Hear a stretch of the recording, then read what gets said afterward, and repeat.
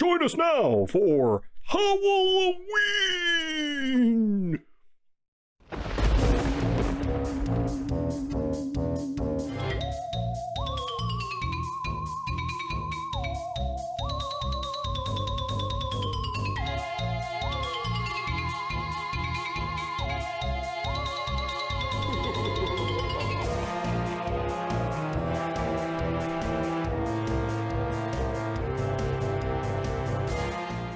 Well, hello there.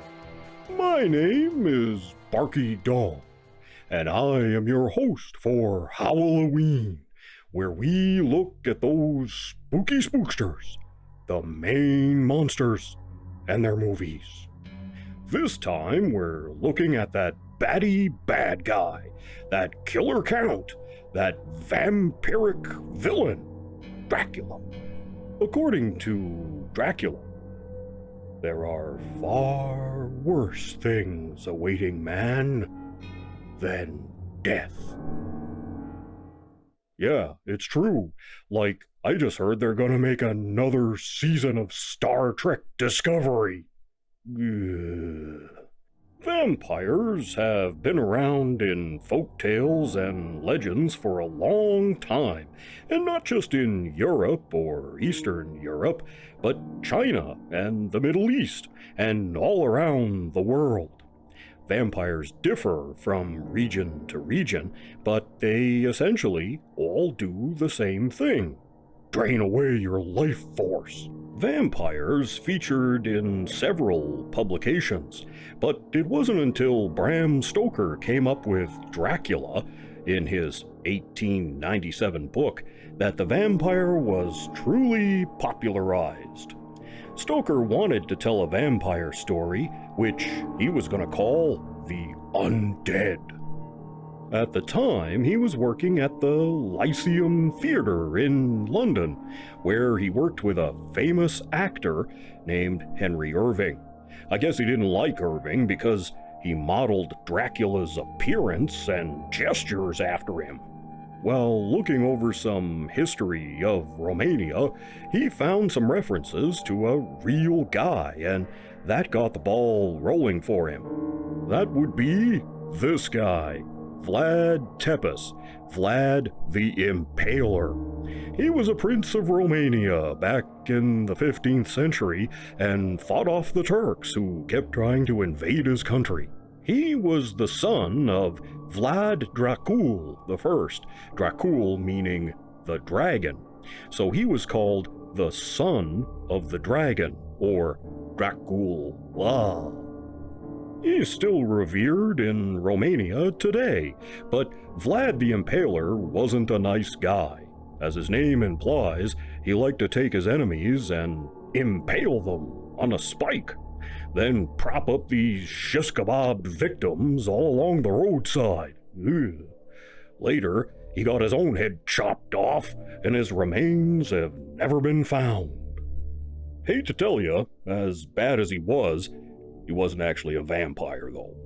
Stoker just took the name Dracula and moved him from Romania to Transylvania, probably because he thought Transylvania sounded cooler, and he used old Vlad's name for his vampire. So that's all Vlad and the fictional Dracula have in common. But Dracula wasn't the first popular vampire in literature. That'd be this guy, Varney the Vampire. He appeared in Penny Dreadfuls in serialized form in 1845. There were like 100 chapters because the story was so popular they made tons of money, so they just kept printing them. I'll try to remember to leave a link to it down for you below there. First chapter's worth a read. These stories were often spicy or racy for their day, because just like today, sexy stuff sells. So while they wouldn't have outright nudity or sex, they'd talk around those things instead. So instead of saying a girl had, I don't know, a fine ass or a pert rack, they'd say, the young girl in the fresh blossoming of womanhood wore a flimsy nightgown that barely concealed her supple, creamy skin as the gown caressed her nubile form and heaving, ample bosom. Pretty tame stuff today, but your great-great-great-grandfather got off on it.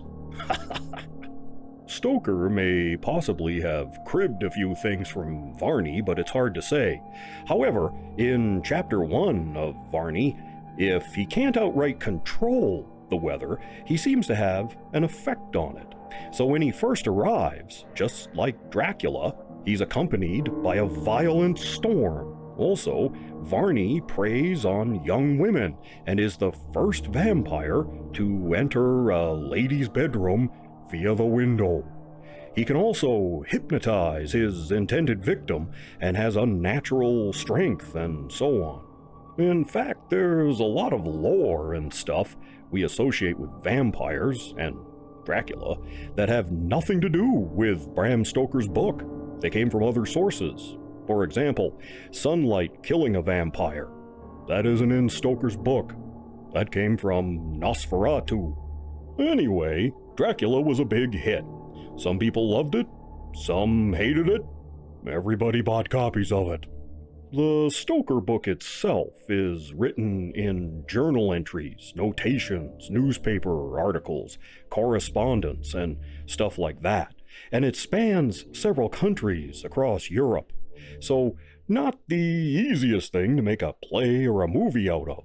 But in 1924, a popular stage play about Dracula solved that problem by making the story more of a drawing room mystery centered in London. They also dropped some of the gruesomer elements, and the play has been revived successfully several times over the years. It was here, in a version of this play, that a then unknown actor would first play the role that would haunt him the rest of his life. That's right, Bela Lugosi. He didn't speak English very well at the time, so he had to learn the script phonetically, which, in a weird way, only added to Dracula's strangeness, and it was a big hit. Now, let's get into the movies.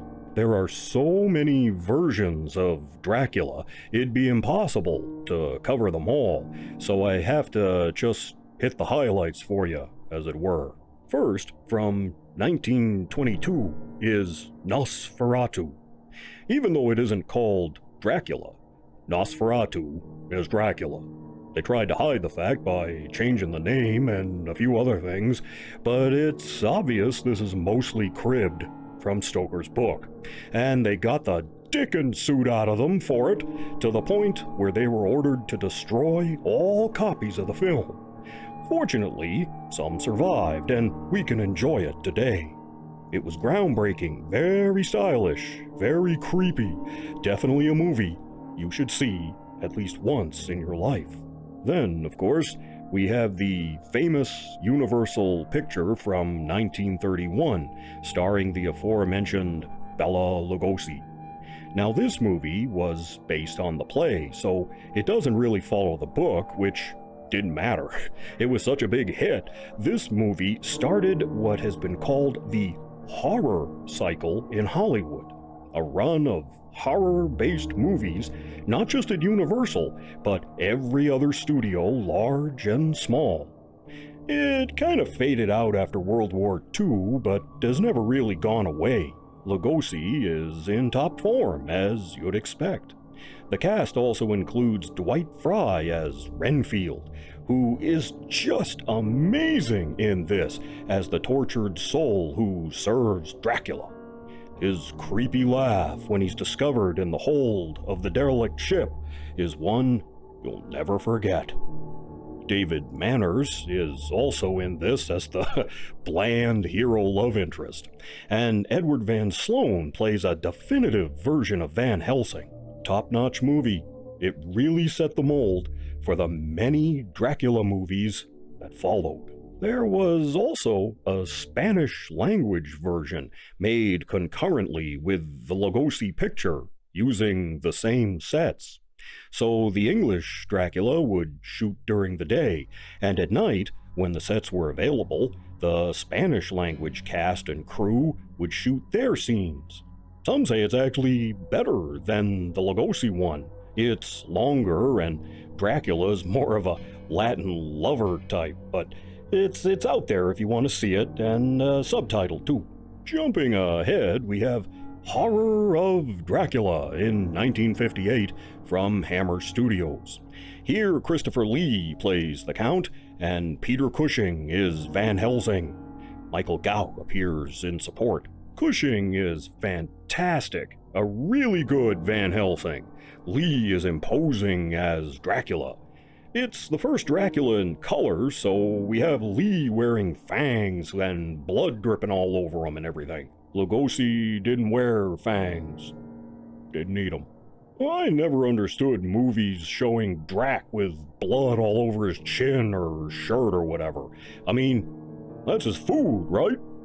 It's like he's wasting his food. Anyway, this one's pretty good. A lot of action.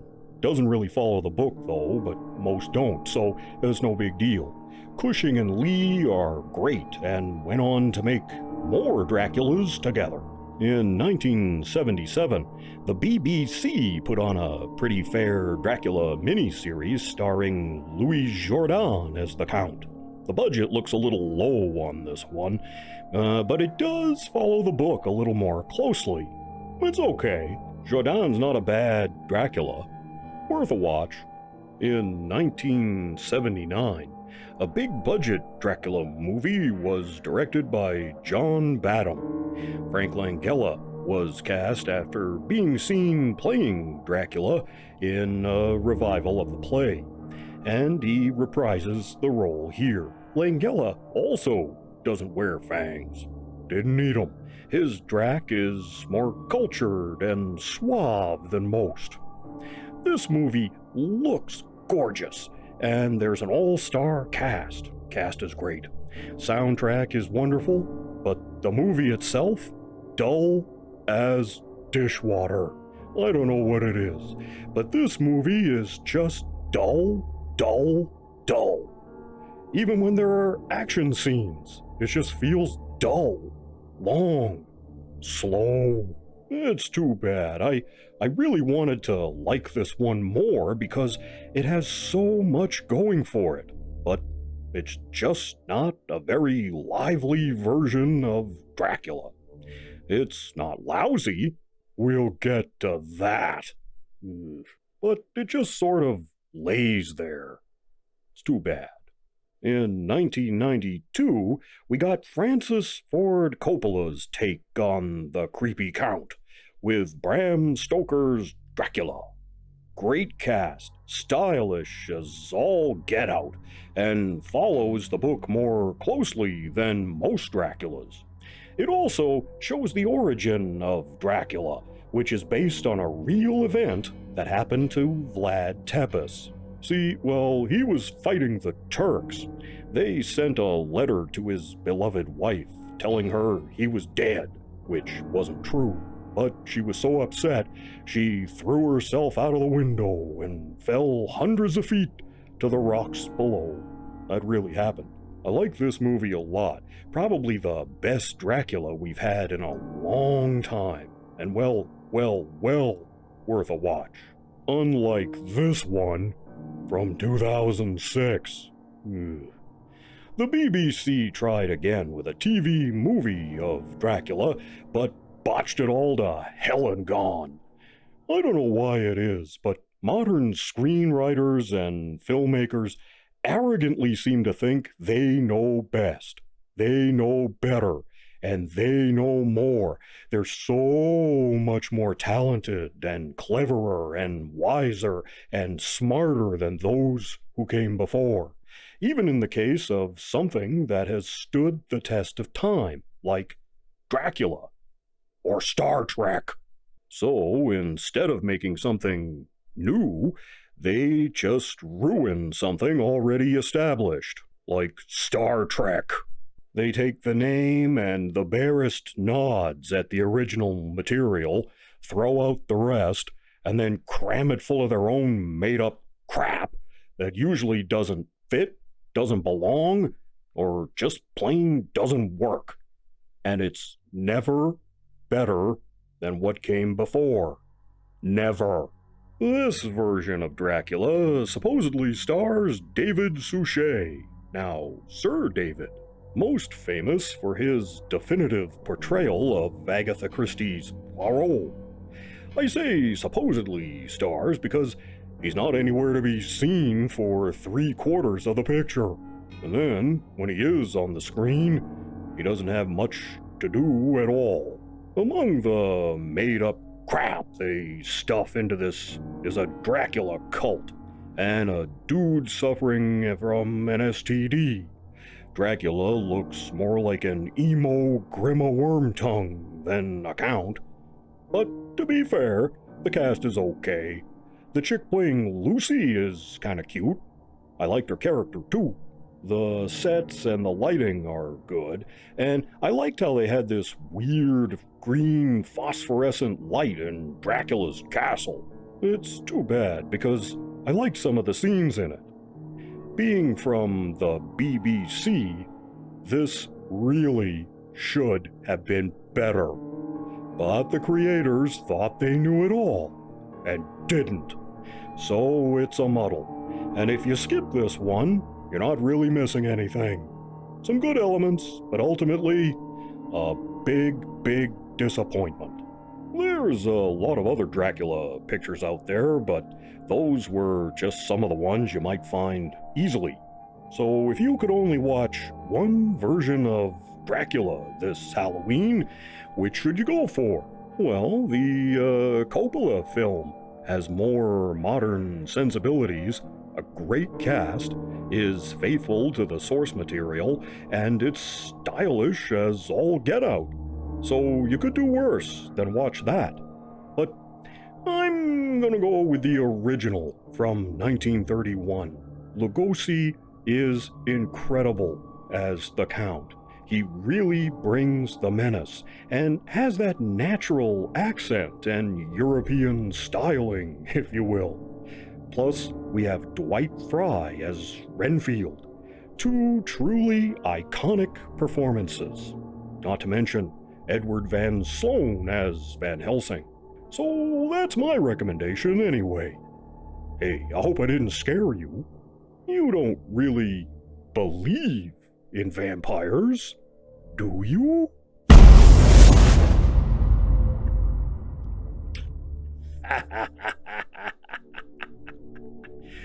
Join me next time as Howl-O-Ween continues. I bit my tongue. Ooh.